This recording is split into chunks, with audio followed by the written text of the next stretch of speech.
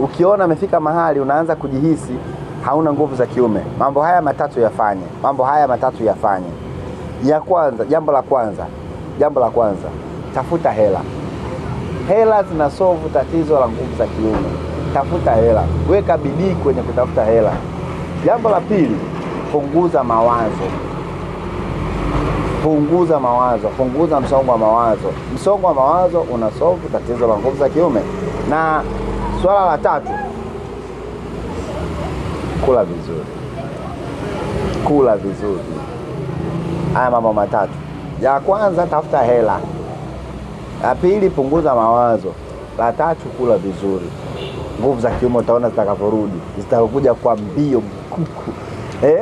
Yaani utakuwa unafanya maajabu mpaka wenyewe unayashangaa. Lakini mtu yote ambaye hana nguvu za kiume, moja, hali vizuri; pili, ana msongo wa mawazo; tatu, ana hela. Ukikosa hela unapata hofu. Ukikosa hela unapata kiwewe.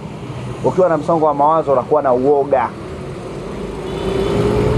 Afu usipokula vizuri hauna nguvu. Utapata yani nguvu za mwili tu, so nguvu za kiungo, nguvu za mwili tu general. Kwa hiyo tafuta hela, punguza mawazo, kula vizuri. Nguvu za kiume zitakuja mpaka mwenyewe utakimbia